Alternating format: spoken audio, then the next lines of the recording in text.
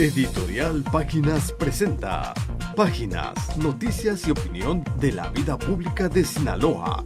Noticias, reportajes de interés, entrevistas con los personajes de hoy y la imperdible mesa de debates con voces autorizadas.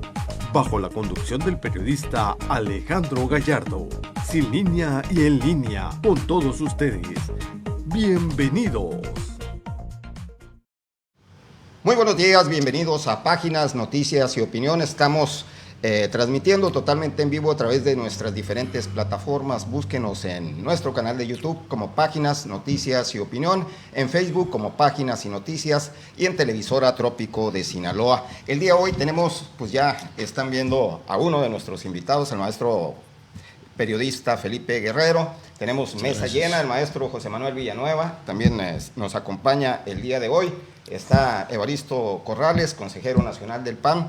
Entonces, pues tenemos mesa llena, tenemos un tema único, interesante, que es la propuesta de reforma electoral que se estará discutiendo seguramente a partir de mañana en el Congreso de la Unión. Y pues hay muchas opiniones, hay muchos aristas sobre esta propuesta de reforma. Hay pues posiciones encontradas, particularmente, pues ahorita podríamos decir de todos los partidos excepto de Morena. Pero bueno, primeramente darle la bienvenida, maestro José Manuel Villanueva, buen día. Gracias por la invitación, Alejandro. Un placer compartir la mesa con nuestro talentoso amigo de larga data, Felipe Guerrero. Muchas gracias. Y nuestro compañero líder del PAN aquí en Mazatlán, Evaristo. Gusto en saludarlos. Gracias por la invitación. Felipe Guerrero, muy buen día. Muchísimas gracias maestro Villanueva. Igualmente me gusto compartir esta mesa con sus opiniones, las opiniones de Evaristo, de usted, desde luego nuestro moderador Alejandro. Le agradezco mucho la invitación a abordar este tema tan serio, tan fundamental, tan importante para la República y para la democracia en México. Evaristo Corrales. ¿Qué tal, Alejandro? Buenos días. Agradezco la invitación. Encantado de estar de regreso acá en este espacio y saludo con gusto y afecto a mis compañeros de esta mesa, deseando y este programa pues al final tenga conclusiones positivas para este tema que me parece importante y trascendental para la vida democrática del país. Vamos a partir de una pregunta básica.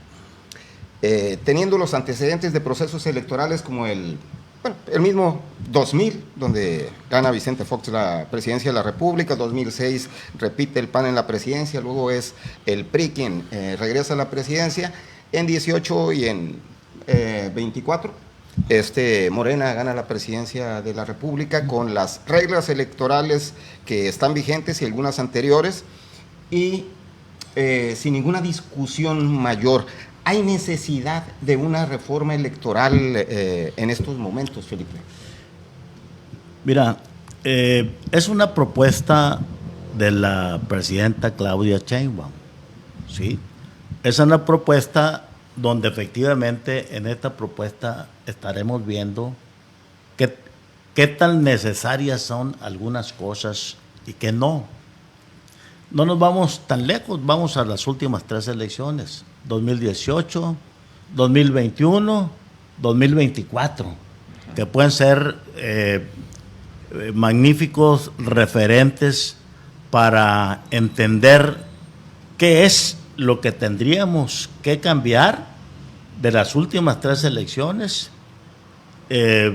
y qué es efectivamente digamos, una propuesta que pueda ser sustantiva en una reforma de esta naturaleza para la democracia. Eso es fundamental. En la propuesta de la presidenta Claudia Sheinbaum, pues estamos viendo la parte de la arquitectura de la propuesta. Se mantienen los 500 diputados, o sea, allí hay modificación, pero ya lo sabemos, con los 200 de representación proporcional. Se propone este sistema mixto llamado los mejores perdedores. se propone desde luego también una serie de listas que no propondrían las cúpulas de los partidos. Vamos viendo aquí, o sea, qué tan importante y qué no es, digamos, para las propias militancias de los partidos, para los partidos mismos. El tema de la eliminación del PREP, que habría que también analizarlo y que verlo, o sea, ¿por qué sí y por qué no? En el caso, por ejemplo, del PREP, el PREP es un sistema que ha sido fundamental. Por eso pongo las 3 elecciones estas. Lo podemos ir un poquito más atrás. No es un conteo rápido, no es una muestra tampoco. O sea, los resultados preliminares tienen que ver con las actas que levantan los ciudadanos en las casillas y tiene que ver con la legitimidad primaria del proceso, o sea, la parte donde se estableció la votación, la parte donde acudieron los ciudadanos, la parte donde están representados los ciudadanos y están representados los partidos. Eso es muy importante. Y es el tema de dar certeza, ¿no? Sí, bueno. O sea, ¿qué es eso? Bueno, que el acta primigenia, el acta fundamental, es el conteo, ¿sí? Preliminar, que no es conteo rápido y no es muestra. Y ese conteo es el primer filtro que está legitimando una elección. Ese es el tema. Es, si tú le quitas, y por eso se estableció el PREP, por las llamadas caídas del sistema, le quitas el PREP a una elección, le quitas también la incertidumbre. Porque la propuesta es que se vaya al contexto distrital a contarse los votos. Pero ¿qué va a pasar? En el Inter. Exacto. ¿Qué va a pasar en el Inter? ¿Qué va a pasar si yo ya tenía los resultados de las casillas antes? Antes que nadie me lo están dando. ¿Qué es lo que va a pasar en el Inter? ¿Qué es lo que va a pasar también en el conteo? Tienen que pasar 72 horas para enterarnos de qué es lo que va a pasar. Y entonces el PREP establece, hasta ahora, porque no sabemos cómo va a venir, establece certidumbre. Eso es lo importante. Y si tú vas en otra parte fundamental de la reforma, que es la austeridad, a quitarle recursos a un programa que le da certidumbre y le da legitimidad a la elección, porque precisamente parte del acta firmada por todos en las casillas. Ese fue el problema, y no quiero comparar yo cuestiones de modelos y de sistemas y de regímenes políticos. Me voy solamente a puntualizar el ejemplo particular de lo que ocurrió en las elecciones últimas en Venezuela. O sea, ahí se eliminó también este paso importante. Bueno, ¿qué hizo la oposición? La oposición mostró las actas. Y digo, ahí está. ¿Qué hizo el órgano electoral? El órgano electoral no hizo absolutamente nada en cerca prácticamente de 10 días. O sea, no daban con bola.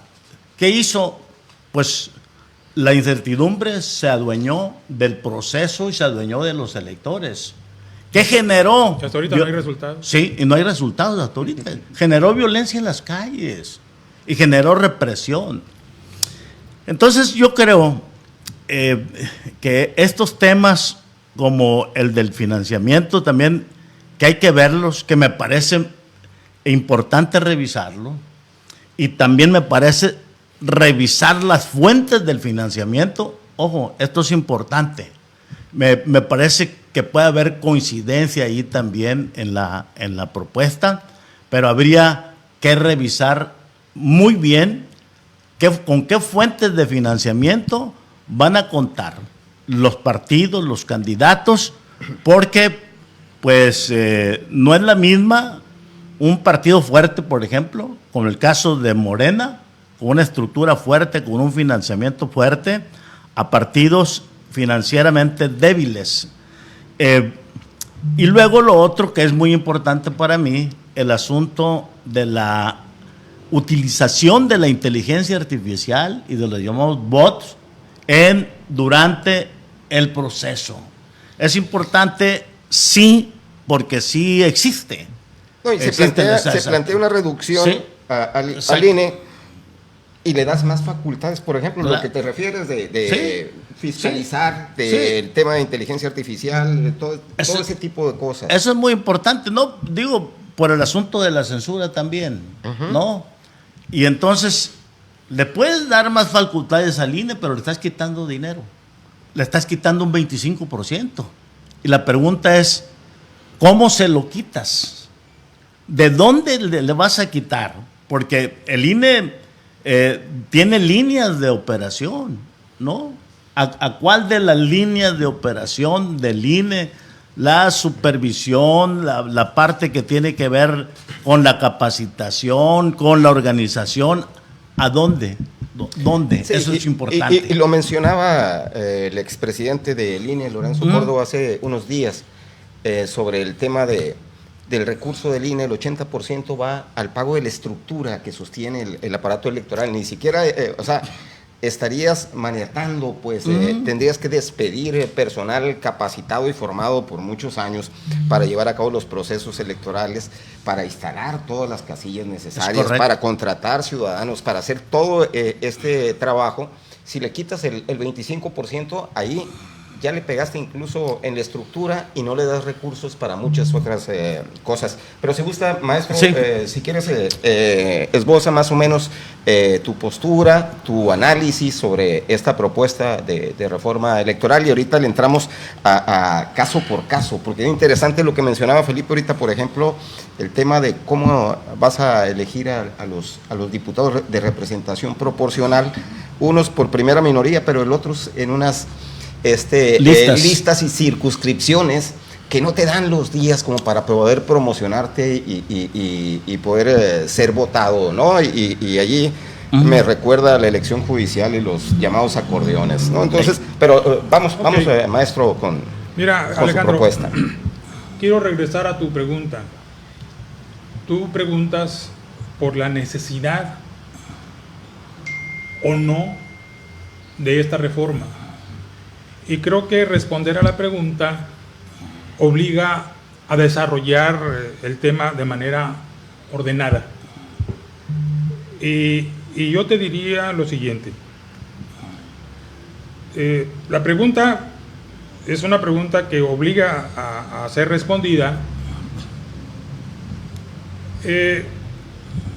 Se habla de la pertinencia de la reforma, si es el mejor momento para plantearla, si no hay en el país otras prioridades, otros problemas de mayor importancia como para distraernos en el tema de la reforma. Son atendibles esos planteamientos. Sin embargo, yo creo que esta reforma, primero tenemos que entenderla en su contexto y empezamos a encontrar ya respuestas más organizadas y más coherentes. Yo diría que la reforma electoral que está proponiendo la presidenta Claudia Sheinbaum quizás sea la última gran reforma de ese calado pendiente en la agenda de la 4T, amén de que venimos de la reforma al Poder Judicial, de que venimos de importantes cambios ya en el Poder Ejecutivo, en la configuración del Poder Legislativo. Esta reforma pudiera ser la reforma pendiente. Ahora, uno tiene que entender, los que nos escuchan, es menester que se entienda que vivimos en el país un cambio muy profundo. una revolución pacífica, un cambio del orden social que no conocíamos en muchas décadas. Se han construido nuevos consensos, una nueva manera de organizar la política, una nueva manera de organizar el poder.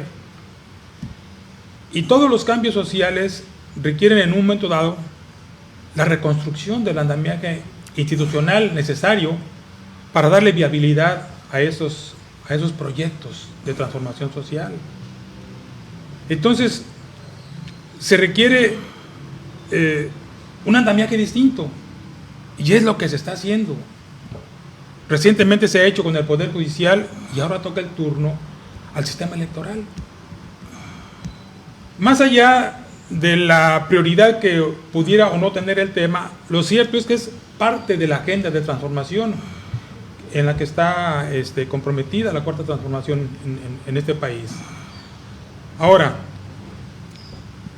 el sistema electoral tenía que ser modificado. Y yo digo que en aras del fortalecimiento de la vida democrática, yo no veo en esta reforma ningún retroceso con respecto a la vida democrática del país. Y sí, en cambio, lo que podemos ver es un momento muy importante en la construcción de una nueva democracia en el país.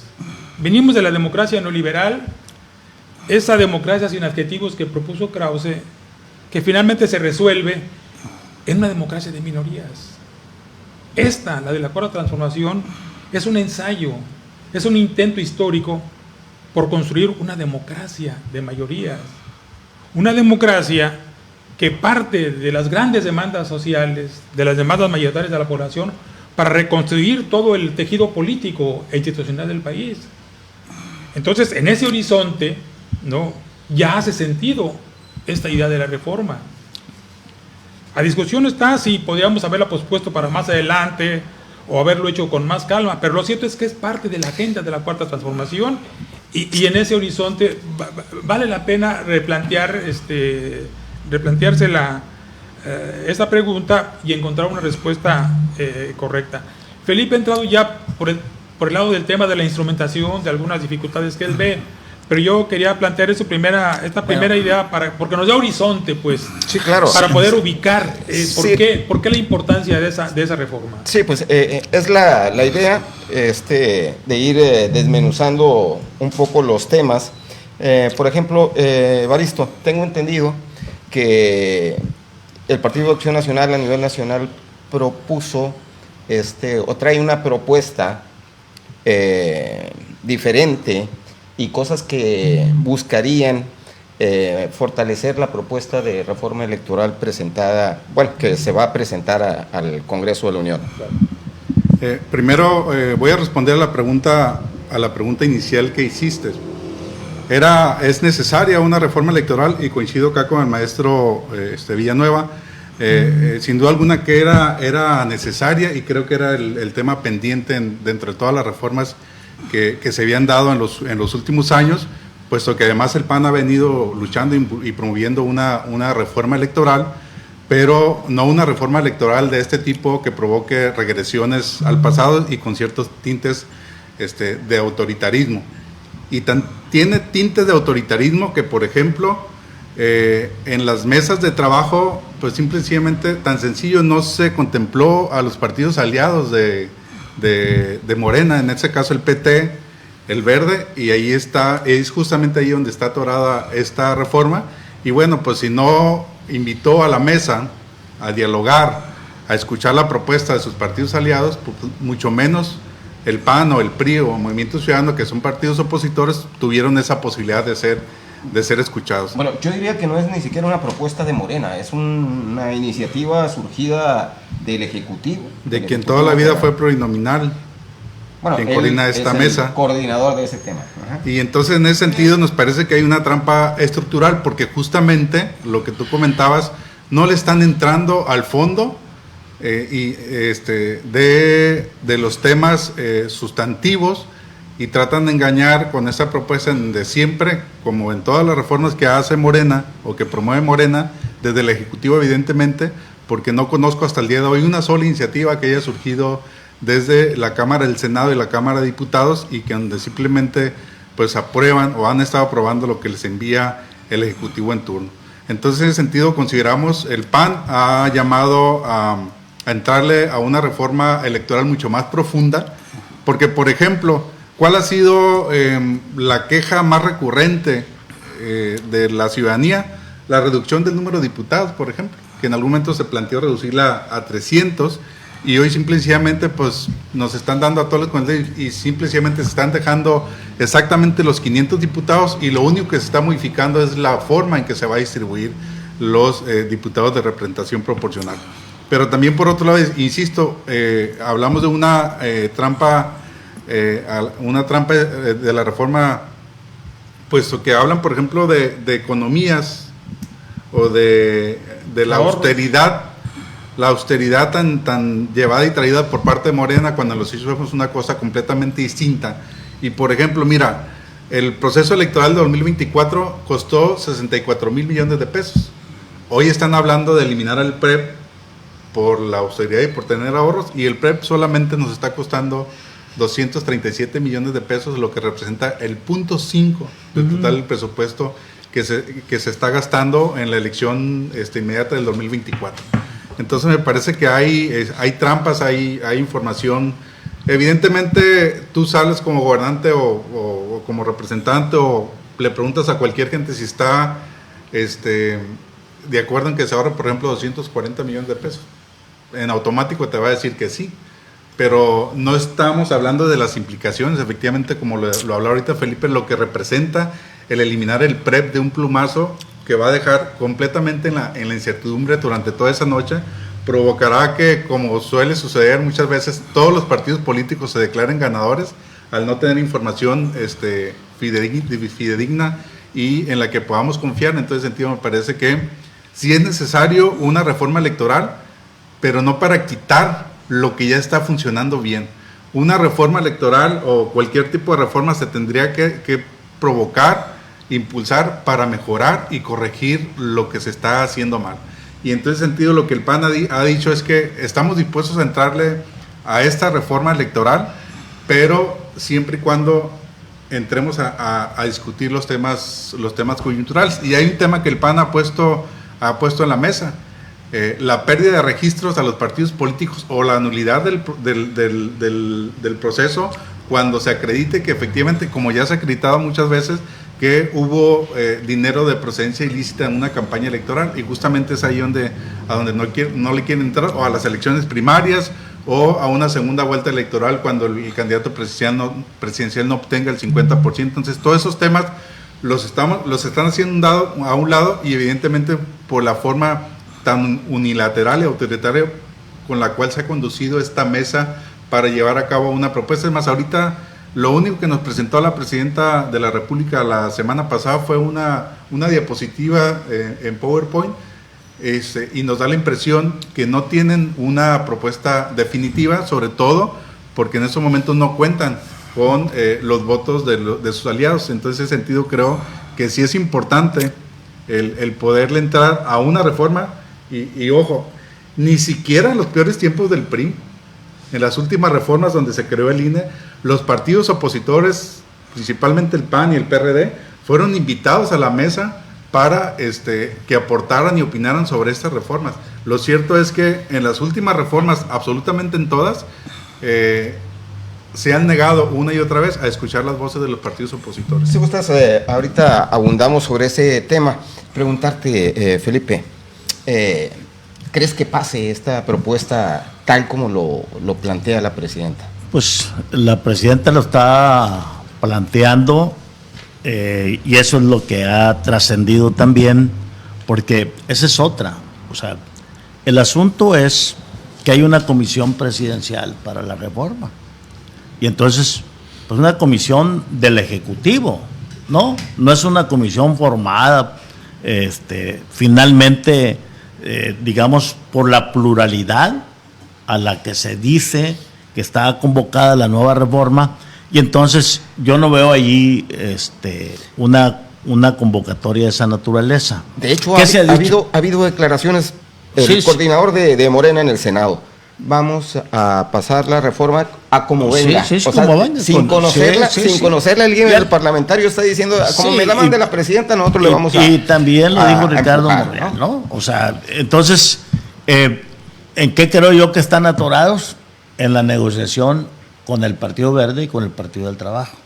O sea, no están atorados en otra cosa, más que cuidar efectivamente que los aliados en un momento determinado no se les vayan, o que los aliados de manera unánime estén a favor de la reforma para poder sacar adelante, porque desde luego necesita los 3/3 para salir adelante, y me parece que la reforma, si la mandan, sí la van a sacar siempre y cuando hayan amarrado el acuerdo con el PT y con el Partido Verde. Si tú te das cuenta, no es un asunto de consensarla con todas las fuerzas políticas, como dice Evaristo, ¿no?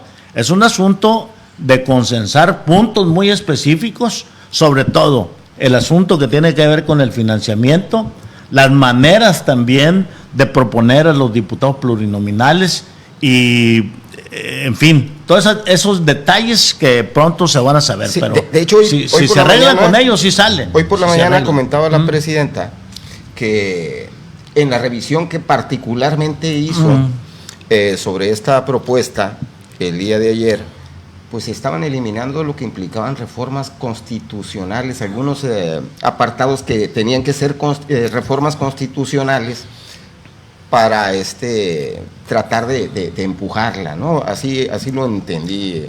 No necesitar la mayoría calificada. Es correcto. Sí, exacto.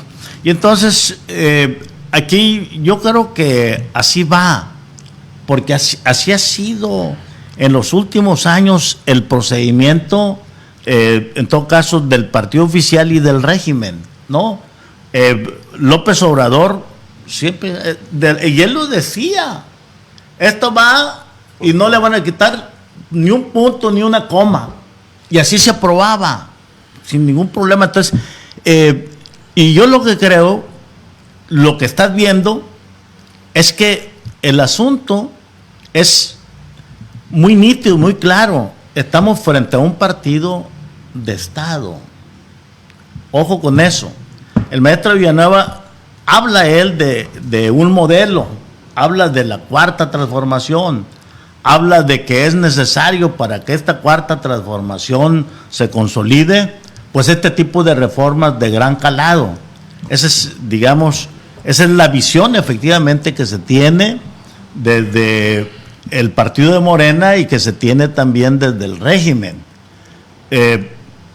Pero yo lo que creo es que la pregunta es, y con esto se va a responder a los afanes democráticos de la sociedad mexicana, o sea, porque pues también se habla a nombre del pueblo, ¿no?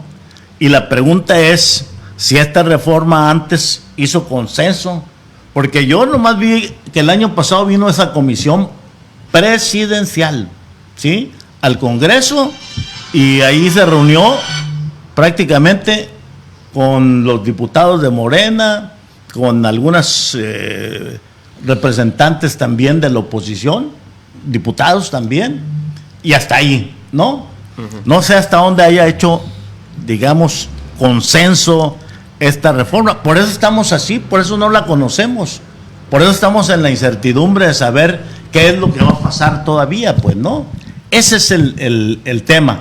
Y tu pregunta es que yo creo que efectivamente si se arreglaron bien y amarraron bien con el Partido Verde y con el PT, que ya lo sabemos, estuvieron con el PRI, estuvieron con el PAN, estuvieron con todos los partidos. Sí. O sea, ya sabemos que son familias.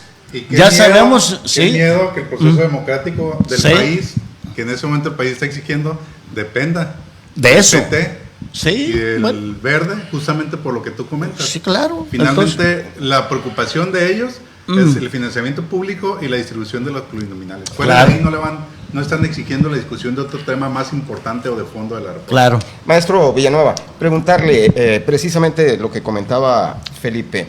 A ver, estas reformas de gran calado, más allá de la pregunta que está vigente, de estas reformas de gran calado de las que habla, por ejemplo, la del Poder Judicial o la reforma electoral, una serie de reformas pues han sido encaminadas a fortalecer un partido de Estado o un Estado partido y no a consolidar, por ejemplo, a hacer mejor el Poder Judicial. Por ejemplo, yo ya tengo bastantes dudas.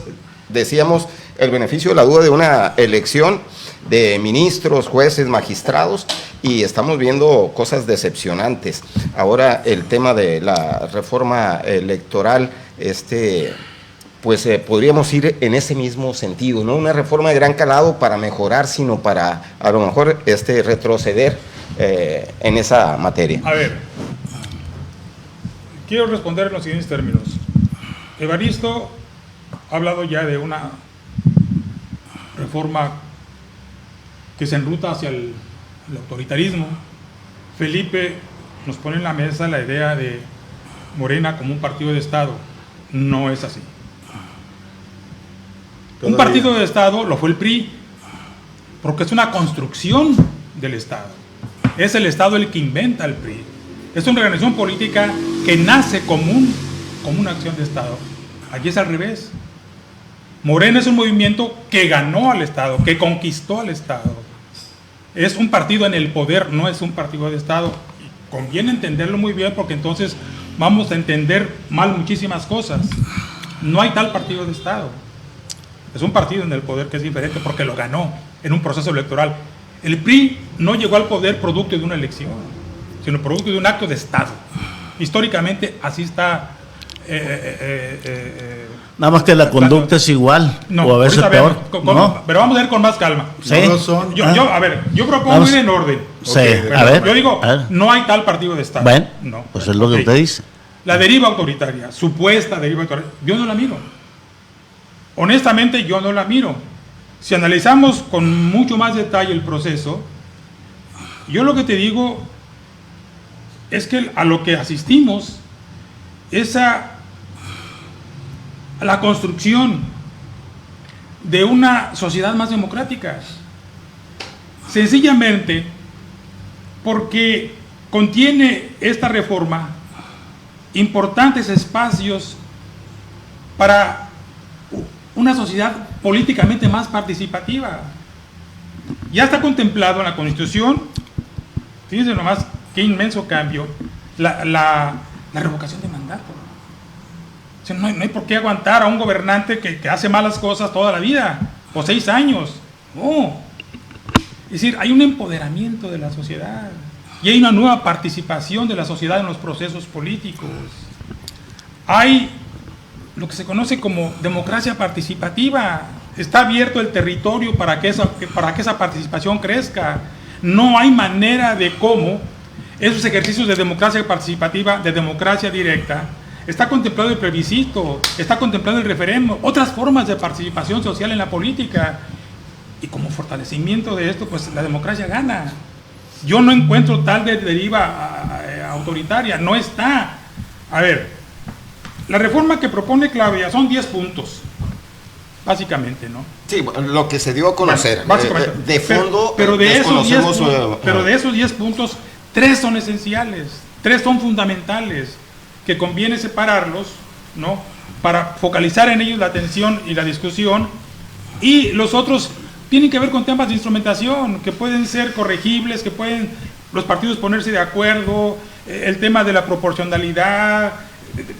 No es cierto que Claudia no le quita ni una coma a la propuesta, porque ya le quitaron varias comas.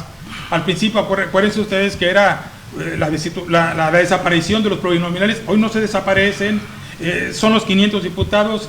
Los plurinominales simplemente se cambia la manera de construir esa... Sí, pero en el Senado sí desaparecen de acuerdo a la propuesta. Porque ahí hay una anomalía política en el Senado. Ahí está una república, ahí están 32 estados. Y a la primera minoría entra, ¿no? Entonces, es muy democrático este proceso, ¿no? Por darle gusto a la pluralidad política de los partidos, se sobrerepresentó el Senado. 130 o 130 senadores 128. eran demasiados. Entonces, la idea de la República hace referencia porque es la representación de los estados de la República. Yo creo que Bueno, nada más, yo creo que se malinterpreta este tema de la austeridad y se canaliza a algunas cosas por conveniencia, más que, porque por ejemplo, a ver, traemos un caso que también genera polémica, pero dice cuántas miles de toneladas de apoyo humanitario le estamos mandando a Cuba. Digo, nomás por dar una idea, pues, o sea, ¿cuánto material electoral que se pueden estimar en millones de pesos se tiró con la elección de la Elección sí, judicial. por eso se puede pensar en optimizar las cosas, pero no sacrificar cosas que den certidumbre. Por ejemplo, lo que mencionabas, Felipe, en el tema del PREP, el tema de transparentar también la representación proporcional. A mí me gustaría que, por ejemplo, los 200 diputados restantes fuesen por primera minoría. Y que todos hagan campaña, por supuesto, pero que sean por primera minoría, no en fórmulas engorrosas que luego se prestan a acordeones. Esos temas de instrumentación que son de fondo, todavía ahí están en la propuesta, ahí están. No se van a discutir, todavía no se discuten. ¿Dónde? Pero a ver, ¿en qué escenario se discuten?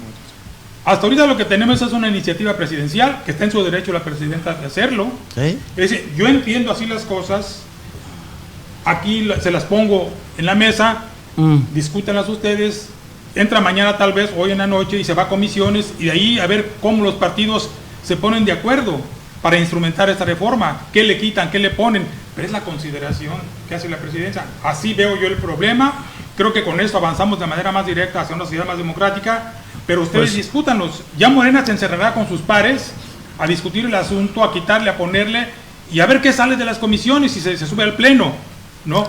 Pero no está totalmente dicho, está el horizonte, la idea de por qué hay que hacerlo, pero la instrumentación todavía está en proceso.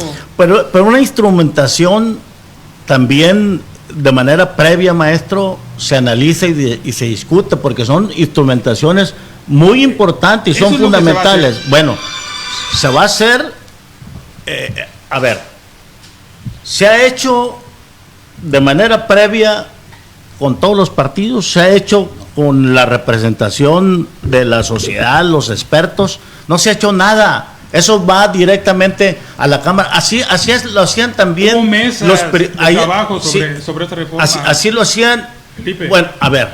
Hubo mesas varias de trabajo sobre esta reforma. A ver, no se sabe absolutamente nada hasta hace poco que se empezaron a revelar los 10 puntos importantes de la reforma, 8 importantes. O sea, hasta ahí se ha sabido. Nada absolutamente trascendió a la sociedad mexicana, a los medios, a las universidades, a los que hacen crítica y analizan. Hasta hoy vamos conociendo, y hasta hoy los propios partidos de oposición, no el PT y el Partido Verde, que tampoco lo sabían y apenas lo están discutiendo, hasta hoy van a conocer realmente los alcances de la reforma, si es que anoche se iba a presentar, si es que se presenta ahora. ¿Quién está haciendo los cambios? Los está haciendo el equipo presidencial, los está haciendo la presidenta, no lo está haciendo nadie, absolutamente nadie, hasta ahorita, porque esto no ha llegado donde tiene que llegar, que es al legislativo. Así es, lo decía nada más antes de darte la voz, Evaristo, lo decía Pablo Gómez. Él hablaba de la construcción de una iniciativa, de una reforma electoral que respondiera al partido de la mayoría, pues. Entonces, con esa confesión en lo particular, pues yo creo que queda. Y mira quién lo dice. ¿No? Por eso nosotros hablamos de una trampa estructurada en esta reforma electoral. Respondiendo un tanto a las interrogantes y preguntas que hacía el maestro, dice, niega que no hay un partido de Estado. Maestro, con todo respeto, si no lo hay, pues le están echando todas las ganas y están haciendo todo lo posible para, por si hay alguna duda, en muy corto tiempo ya se tenga. Se niega el autoritarismo. ¿cómo le podemos llamar a un acto como este, en donde absolutamente nadie más ha sido escuchado? Ayer mismo, no recuerdo si un diputado del PT o el Verde, de sus aliados, se quejaba de que no hubo un solo foro, discusión en la Cámara de Diputados para que ellos pudieran participar y aportar lo que pudieran hacer. Insisto, mucho menos, si no los escucharon a ellos, mucho menos van a escuchar al PAN, al Movimiento Ciudadano o al PRI, que le ha resultado incómodo. Por eso yo le pregunto a usted, porque dice, se tendrá que discutir con los partidos. ¿Con cuáles partidos? Si se ha negado una y otra vez. No he conocido yo en el pasado, y a pesar de que con el PRI sí se habla de un partido de Estado, en la reforma electoral que impulsó Ernesto Zedillo en el 94, estuvieron desde inicio de esta discusión a esta reforma absolutamente todos los partidos políticos. Entonces, pero aparte si las reformas electorales en el país han sido empujadas y motivadas por las minorías. Si a esto no le llamamos, o no tiene tintes autoritarios y encaminados, esas acciones encaminadas a establecer un partido de Estado, pues entonces ¿cómo le llamamos? El tema de fondo, en el tema de la sobrerepresentación, que de manera ilegal en el pasado proceso se le adjudicó una mayoría o unas diputaciones de representación proporcional a los partidos aliados que no le pertenecían de acuerdo al resultado de la votación, pues justamente en esta reforma lo que están buscando es justamente legitimar la sobrerepresentación. Fíjate, y les doy un dato. Actualmente, de acuerdo al proceso electoral,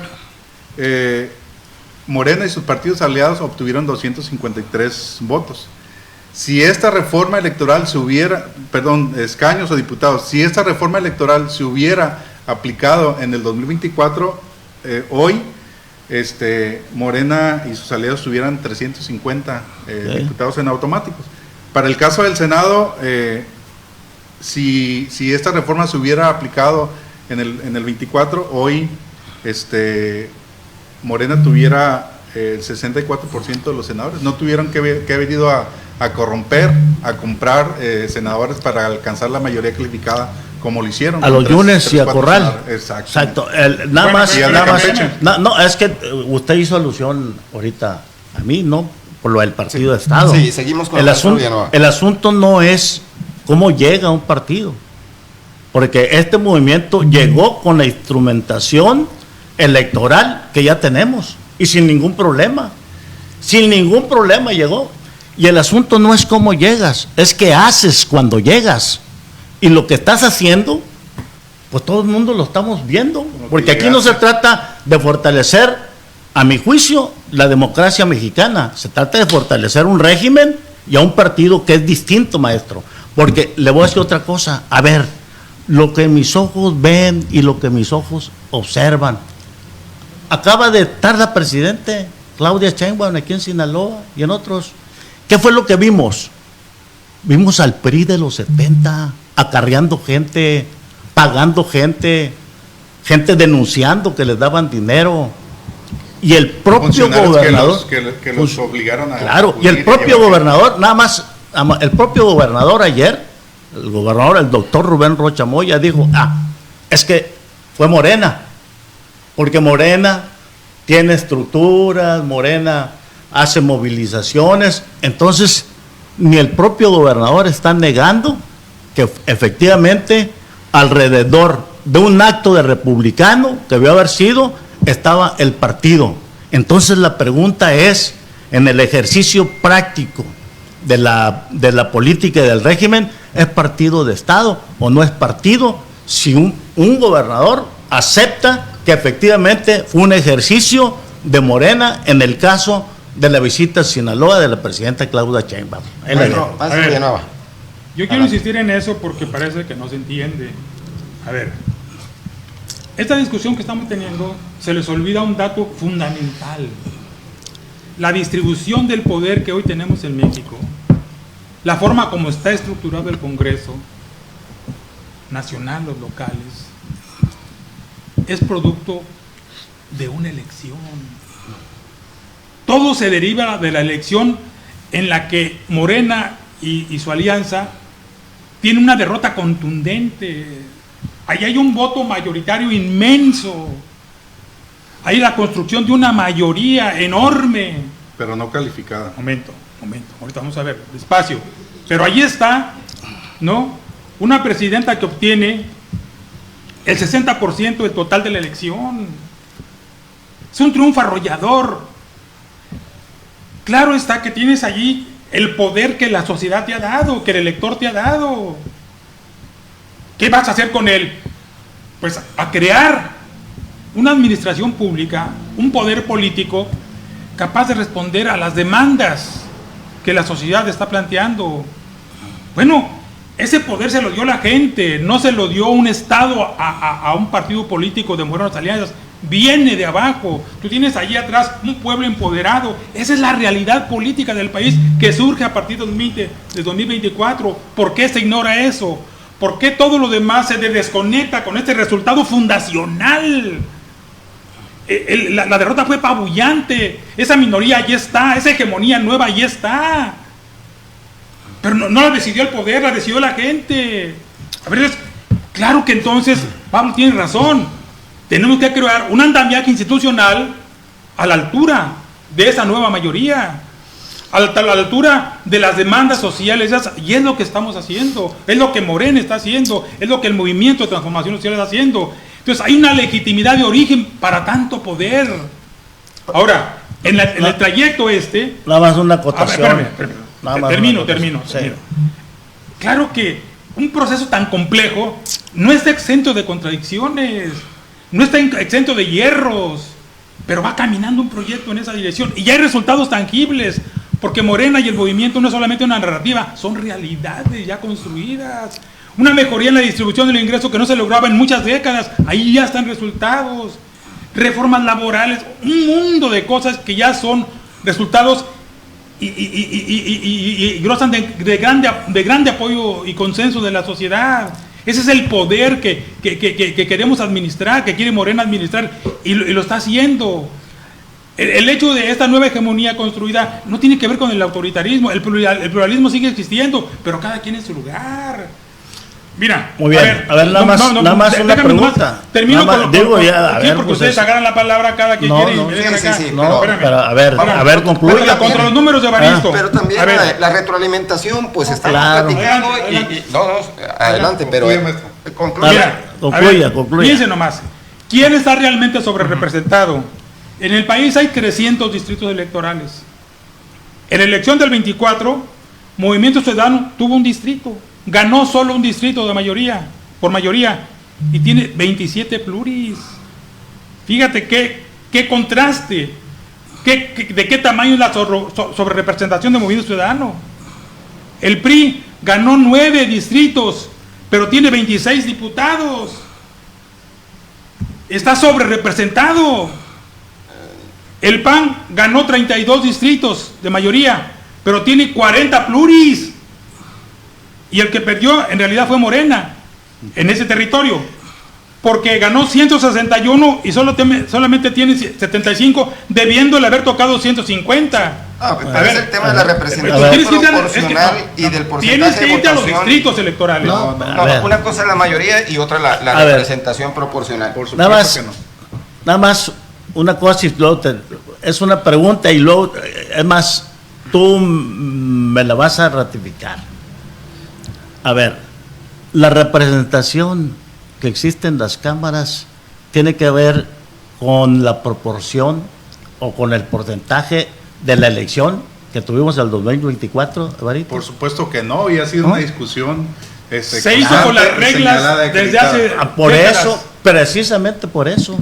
Porque entonces, el ejercicio que se hace no es esta es la votación por distrito. Pues sí, pero una cosa es la de mayoría, otra cosa es la representación. Exacto.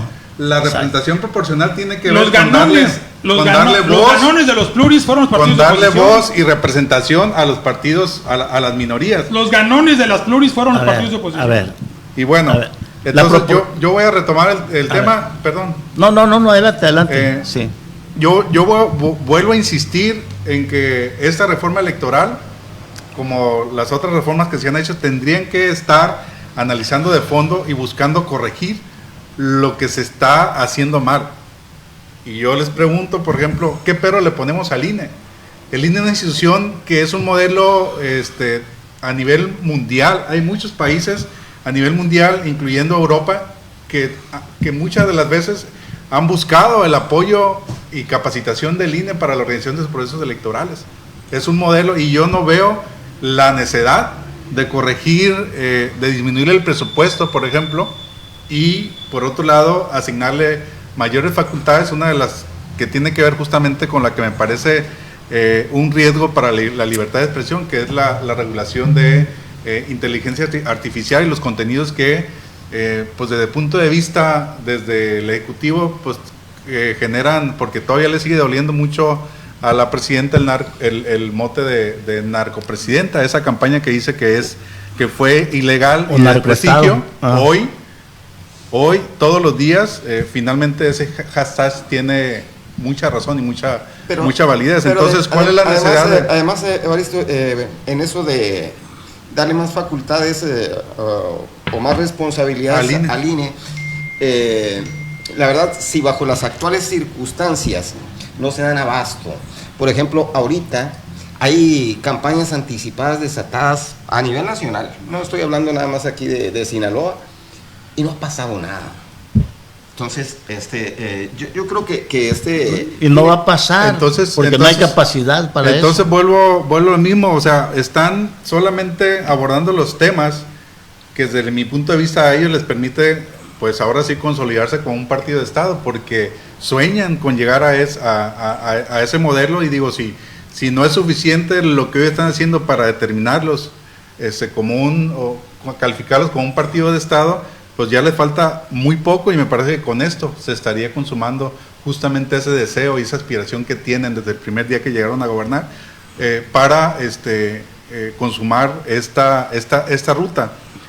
Habla el maestro Villanueva del poder que el elector le dio a Claudia o en su momento a López Obrador. ¿Y para qué le dio ese poder? ¿Para qué le dio ese poder si francamente lo que el ciudadano estaba reclamando a los partidos que gobernaron anteriormente, pues tener mejores condiciones de vida? Y si hoy nos vamos a revisar cada uno de los puntos, salud, economía, seguridad, pues ni qué hablar de él. Entonces, por supuesto que no está respondiendo a esa demanda, a ese mandato que el ciudadano les hizo a través de las urnas, y han asumido que ese poder que les dio de manera mayoritaria y que lo reconocemos el ciudadano en las urnas, pues les da el poder para hacer absolutamente todo sin escuchar a absolutamente nadie, ni siquiera a los de ellos. Insisto, esta reforma electoral tiene un tufo autoritario que ni siquiera a los de ellos, a los partidos aliados, escucharon. Pero igual también el tema de las mayorías pues no son para siempre, se tienen que medir en cada uno de los procesos electorales, y la gente podrá refrendar precisamente ese apoyo, ese respaldo en la misma proporción, o retirarles el apoyo donde no se haya cumplido con la expectativa los ciudadanos. Por ejemplo, aquí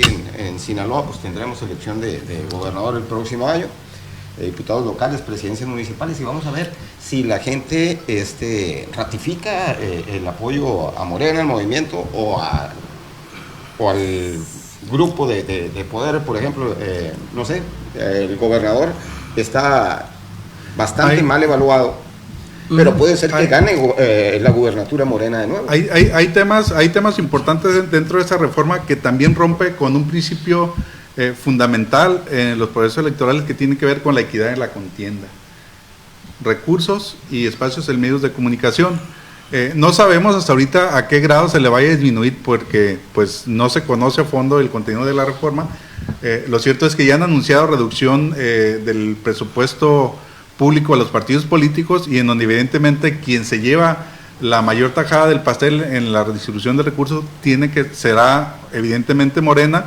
Y por otro lado, la reducción en los tiempos oficiales de radio y televisión, en donde se reducen los tiempos oficiales de 48 a 35 minutos diarios por empresa o por emisora. Sí. Y evidentemente, pues ahí también quien tendrá un mayor tiempo en los espacios será nuevamente Morena, porque pues evidentemente tiene ahorita mayoría. Y esperemos que también lo que no se hizo con López Obrador, porque agarró como tribuna la mañanera, ¿no? Ahí y, está, y descalificaba y señalaba. Ese asunto tendría que verse también. Entonces, pero es una forma de gobernar. Entonces ese Eso principio rector estaba legislado, ¿no? O sea, Sí. en el caso de los presidentes, No de podían los intervenir, gobernadores, sí. tenían que salir de los medios de comunicación durante un proceso electoral, interrumpían giras, las apariciones. Hoy en no lo público, están haciendo. Y cambió totalmente esto con. Y con concluyo con ese tema. Con esta reforma se está violando ese principio tan importante como lo es la equidad en la contienda. Y voy a concluir diciendo, Morena quiere tumbar la escalera o mochar la escalera en esa escalera que les permitió llegar, bien quemar en el 18, en el 21 y otra vez en el 24, pudieran llegar con estas reglas, como ya lo han señalado también los propios partidos aliados de ellos, llegaron al gobierno, están hoy gracias a estas reglas bajo cual ellos fueron electos y hoy no están de acuerdo. No están de acuerdo y sencillamente no lo entiendo porque vuelvo a insistir, no le están entrando al fondo y como ya lo ha señalado el panel sostenido, no le están entrando al fondo de los temas principales y un tema principal por la situación que hoy vive el país y que ha quedado evidenciado es qué pasa con un partido político que está recibiendo dinero de procedencia ilícita, qué pasa con un candidato que logra llegar a gobernar con recursos de procedencia ilícita. No hay ninguna sanción, simplemente queda la evidencia pública, pero finalmente no se está hablando de un castigo ejemplar que prohíba y que inhiba la participación del recurso de procedencia ilícita como ha sucedido en los últimos procesos electorales y que solamente se ha quedado en el dicho. O la participación de fuerzas extrañas, ¿no? Pues ahí está implícito todo. Bueno, hay esa participación que tampoco efectivamente se observa. Yo nada más, nada más igual, como una especie de conclusión, porque considero que aquí hay temas importantísimos que me parecen claves. La reducción de la representación proporcional es uno. Solo en el la eliminación del PREP, sí, son centrales. El recorte presupuestal y el tema que tiene que ver con la participación también de los medios y la regulación de las redes sociales. Eso es fundamental, importante. Bueno, pues todo esto acumulado, pues puede ser menos pluralidad, más concentración, mayor margen para mayorías dominantes, aunque cada punto aislado parezca técnico, juntos alteran el equilibrio del sistema. Así es que aquí no se trata tampoco de estar en contra de una reforma, se trata de debatir la reforma, que es distinto, ¿no? Finalmente es una propuesta de la presidenta, es una propuesta que es como propuesta legítima, pero eso no significa que no se debata, que sea exacto, y que tenga tintes absolutistas, ¿no? Y bueno, aquí, por ejemplo, mi posición es muy clara. Yo estoy en contra de modificar reglas electorales que tengan que ver con blindajes técnicos, porque si la reforma también reduce la pluralidad, está eliminando una herramienta de certeza como es el PREP, por ejemplo, y está debilitando también financieramente al árbitro. Entonces, aquí la pregunta es, ¿hasta dónde estamos de frente a una reforma de gran calado, a una reforma de modernización? Porque pues las reglas electorales no se escriben para quienes gobiernan hoy, ¿no? Las reglas electorales se diseñan pensando en cuando ese gobierno ya no esté. Si la reforma es tan sólida, la pregunta es, ¿por qué no presentar simulaciones públicas, estudios actuariales y auditorías independientes antes de votarla, para poder medir efectivamente y tener una idea de lo que va a ser la reforma? ¿Sí? Nos tienen que presentar, en el caso del financiamiento, por ejemplo, en qué áreas se tiene que reducir el financiamiento y por qué. ¿Y por qué va a desaparecer el PREP? Porque el argumento del PREP es financiero. 0.5%. Sí, cuando tiene un 0.5% del presupuesto total del año de las elecciones del 2024.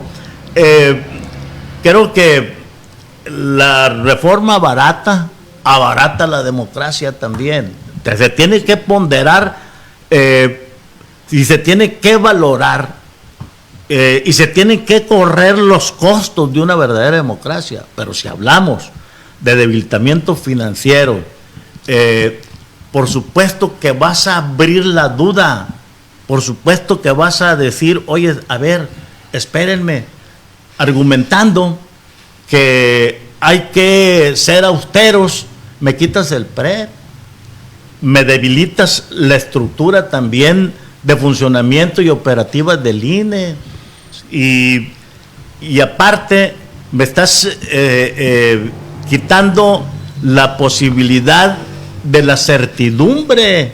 O sea, me estás quitando una cosa fundamental que no tiene valor monetario, que es la confianza y que es la certidumbre en un proceso electoral. Y que es, ¿sí? el objeto de una ley electoral y de organismos electorales. Usted va, maestro, para eso le quería dar el uso de la voz. Maestro, a ver, y luego yo, ¿cuáles son las bondades para usted de esta reforma? Lo destacable, lo que dices, a ver, para esto es esta reforma de gran calado. Y ya las dije, pero te las repuntualizo. Pero primero lo siguiente. Primero lo siguiente. Comete un grave error la oposición, cometerá un grave error la oposición si responsabiliza a la reforma electoral de su suerte en las próximas elecciones, en las intermedias y en las 2070. No. La oposición no ha hecho una revisión crítica, autocrítica de su desempeño como oposición. Ahí sí coincide. No la ha hecho. La oposición tiene graves problemas hoy de identidad. Uno, no tiene liderazgos creíbles. ¿Qué figura el Alito, el Marquitos? Esos son los que representan a la oposición. ¿Dónde está el liderazgo de Nuevo Cuño? ¿Dónde está la autocrítica de lo que le hicimos mal? Estos partidos, sobre todo sus dirigencias, ganaron perdiendo. Perdieron y les fue muy bien, porque administraron el recurso y repartieron entre los allegados las pluris. ¿Eso a dónde los lleva? Al enanismo político, a la corrupción. No pueden responsabilizar, insisto, a la reforma electoral de lo que les vaya a pasar en las próximas elecciones. Un tal cambio de narrativa. ¿A quién convencen? Con guerras de miedo, con guerras de temor. Debieran preocuparles que, a pesar de que la oposición tiene a la inmensa mayoría de los medios de comunicación a su favor, porque hay que decirlo, los medios de comunicación hoy son la oposición militante más activa que hay en contra de la Cuarta Transformación. No son empresas periodísticas, son órganos de militancia política crudamente dichos. Los periodistas, la comentocracia, se volvieron militantes de la oposición, y a pesar de eso no prenden en el imaginario colectivo, no ganan las audiencias, la gente ya les tomó la medida, y allí va a estar la derrota, no en la reforma electoral. Es su incapacidad para convencer, incapacidad para llegar a las necesidades de la gente. Eso es lo que los tiene como los tiene hoy. Y si no corrigen, y si no hacen no tienen alternativa de país. Critican, cuestionan, pero esto no, y que sí, no tienen eso. ¿Qué sí se va a hacer con este país? ¿Dónde el proyecto que mejore el existente? Y aquí no se enfrentan, insisto, solamente con una narrativa, con hechos reales. Porque la 4T no solamente es discurso, es narrativa, es realidad. Y es descalificación. Bueno, a ver. Sí, a ver, es descalificación. Lo que digo es que si no hacen ustedes oposición, pues, ese ejercicio de autocrítica, no pueden responsabilizar a una reforma electoral. A ver, nada más porque, a ver, es descalificación.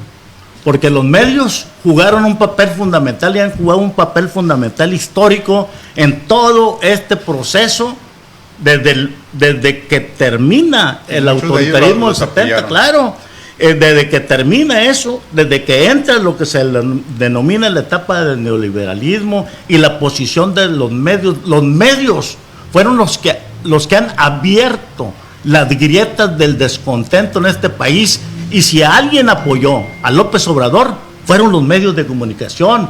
Pero ahora, en la 4T, cualquier posición de cualquier ciudadano, es de la oposición, es nuestro enemigo. Nadie puede cuestionar a la 4T, y ahí está el autoritarismo, maestro, de usted, ahí está su visión chata, ahí está la falta de pluralismo, ahí está la falta de una concepción abierta de la libertad. ¿Por qué? Porque ustedes ahora resulta que salieron muy delicados, no se les puede cuestionar, cuando tienen mucho de qué cuestionárseles, o no tienen esos personajes. Yo acepto, puede haber alitos, puede haber eso se ha cuestionado todo el tiempo, y ustedes no los tienen, maestro. No tienen a la barredora, no tienen a la Dan Augusto, no tienen. Se me hace larga la lista para mencionarlos a todos, y eso les duele, y eso los lleva a descalificar a los medios que cuestionen. Ahí está el Noroña, que aclare lo de la casa. Ahí están los hijos de Andrés Manuel, que aclaren muchas cosas que andaba haciendo como asesor del Tren Maya, un hijo de Andrés Manuel López Obrador. El interoceánico, ¿no? Sí, El Mira, descabellado. no me acuerdo. hago un libro, que ya lo hice y lo voy a presentar. Hago un libro de todo eso, maestro. Y no quieres que haya inconformidad, porque el que se inconforma es de la oposición, el que se inconforma es neoliberal.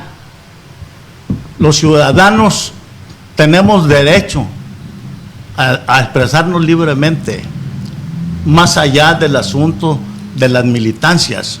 Y aquí en este país hay un ejercicio periodístico crítico que fue fundamental también para que la 4T llegara al poder.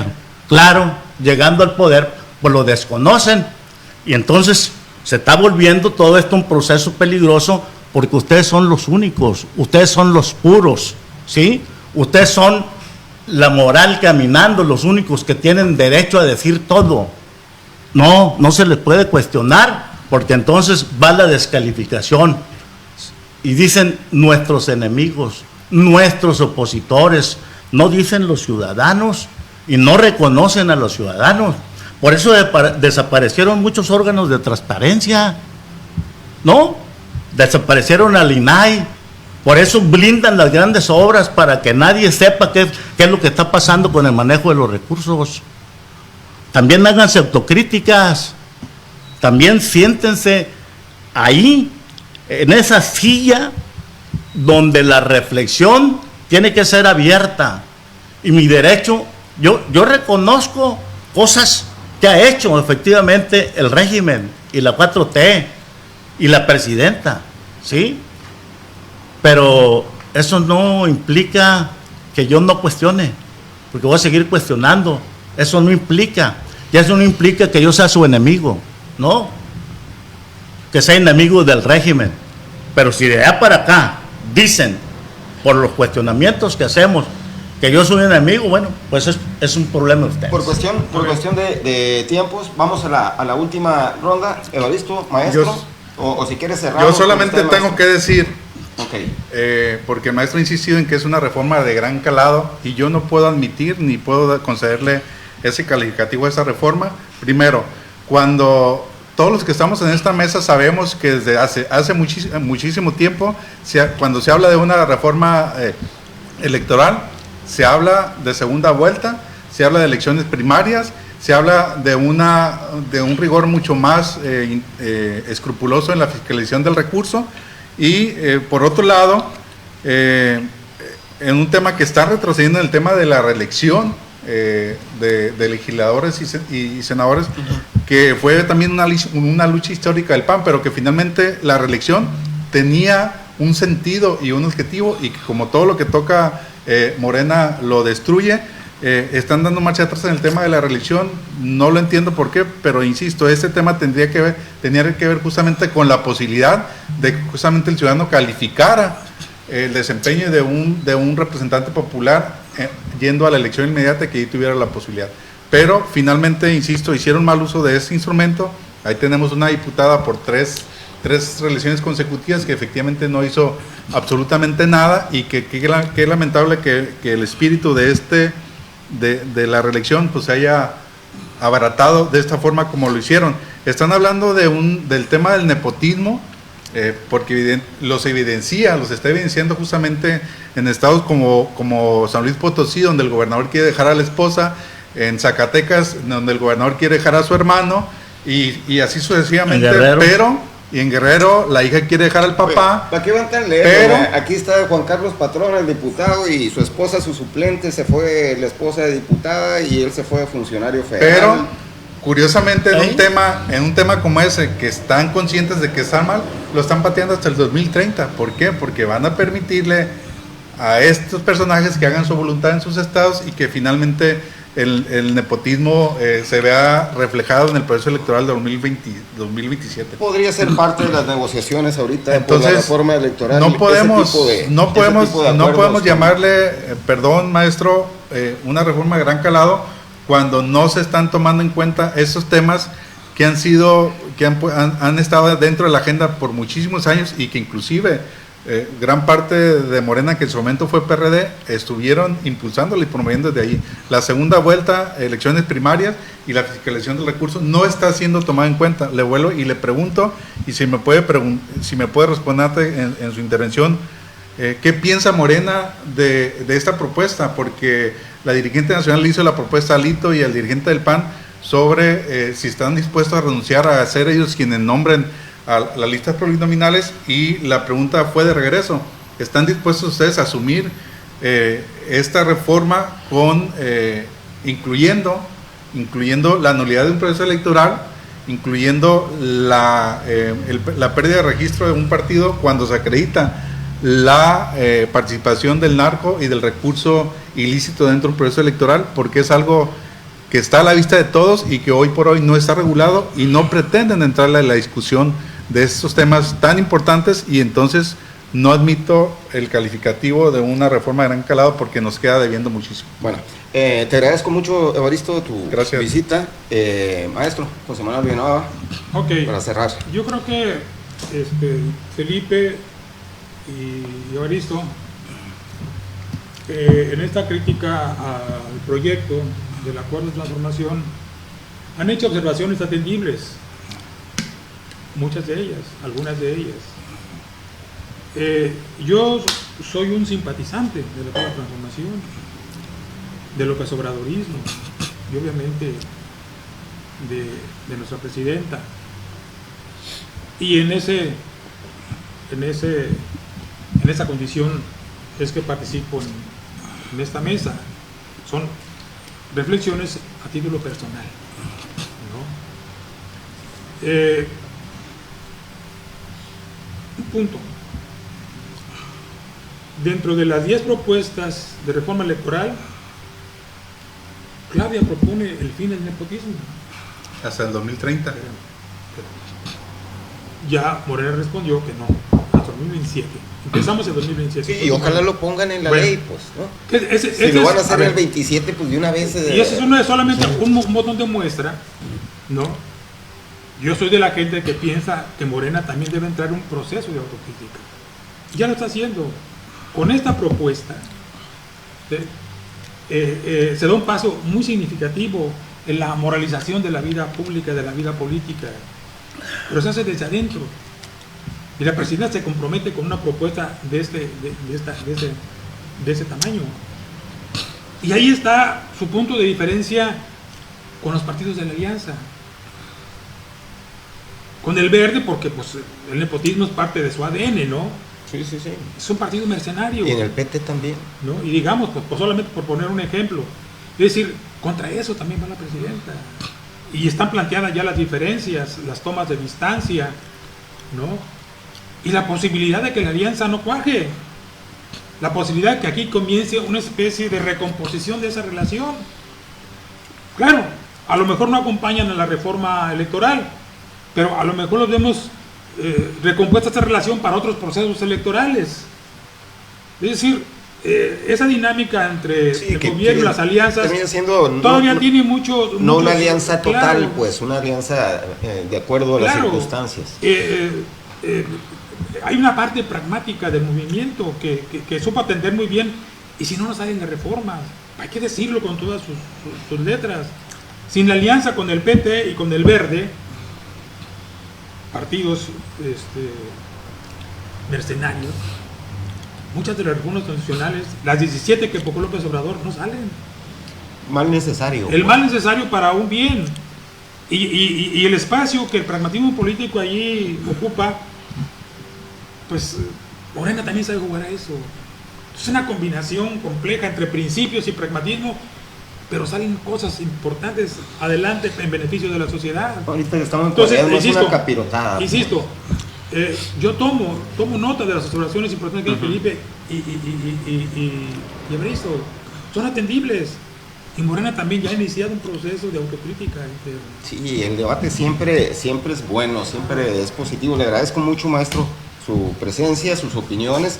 Por supuesto, todos podemos tener enfoques diferentes, traer incluso pues el tema de ideologías y todo eso, pero lo importante es poderlo decir y decirlo de frente, hablar, y que los ciudadanos a final de cuentas toman sus consideraciones, emiten su opinión sobre lo que cada uno de nosotros comentamos. Felipe, cerramos. Muy bien, pues yo quiero agradecerte mucho, Alejandro. Yo creo que estas mesas son importantes, claro, son centrales. Creo que los medios tenemos esta responsabilidad de invitar a nuestros espacios a las opiniones diversas. De eso se trata la pluralidad, de eso se trata también el fortalecimiento de la propia democracia. Es decir, que nosotros tengamos esa oportunidad, que alejemos a la censura, y que en ese sentido mesas de debate como esta sobre el asunto, en este caso que es central, lo de la reforma electoral, se sigan haciendo, que estos debates se den en todos los medios con todas las opiniones posibles. Y bueno, el asunto de la reforma electoral, yo espero que hoy llegue ya a la Cámara de Diputados, que empiece la discusión en comisiones. Y bueno, yo lo que creo es que pues yo no estoy personalmente en contra de una reforma, no se trata absolutamente de eso, pero se trata de una revisión a fondo, porque esto va a ser un parteaguas, vaya como vaya la reforma en el país, para bien o para mal. Sí, revisar lo que comentas, esas letras chiquitas de cada uno de los contratos, revisar y hacer algo. Todo es perfectible, y la reforma electoral, aquí pues expresamos algunas de las cosas que dicen, pues qué necesidad tienen de llevar esos ingredientes, pero es una reforma muy amplia. Habríamos de ver todo lo que contiene para, a final de cuentas, pues también ponderar lo que es de avanzada, y ojalá y se pueda trabajar en lo que hace falta, en lo que a lo mejor no nos queda muy claro como ciudadanos. Yo me quedo con el PREP, esos diputados de representación proporcional por circunscripción, para mí son de las cosas así medio raras. ¿Y el financiamiento? El tema del financiamiento público hacia los partidos y hacia el Instituto Nacional Electoral. Yo creo que hay que fortalecer al INE, hay que fortalecer a los ciudadanos. A final de cuentas, es una elección que se organiza y donde participan los ciudadanos para dar transparencia, para dar certidumbre y para fortalecer la democracia, ¿no? Que ese es el fin. Nada más agradecer también al maestro Villanueva, a Evaristo, desde luego haber intercambiado estos puntos de vista, me parecen muy importantes. Al final puede uno tener esas diferencias planteadas públicamente, sí, pero es parte, o debe ser parte, del paisaje democrático del país. Oye, Felipe, y la gente pensará, dice, oye, qué buen tiro se dan estos. No saben que somos grandes amigos, además. Sí, o sea, claro. en lo particular, pues Sí. desayunamos, nos tomamos un café. Es correcto. A mí no me has invitado a desayunar. Bueno, se la debemos, lo vamos a invitar a desayunar al señor Evaristo. Sí, efectivamente, sin duda. Ojalá y nosotros estemos de mal pensados, ¿no? Y que finalmente el contenido de esa iniciativa que no llega, y yo digo, si verdaderamente la presidenta estuviera y quienes estuvieran trabajando esta reforma estuvieran convencidos de que eso es, pues yo no veo la necesidad de tenerla detenida y seguir especulando sobre ella, y que finalmente los que van a decidir, pues hoy no conozcan el contenido de lleno de esta reforma.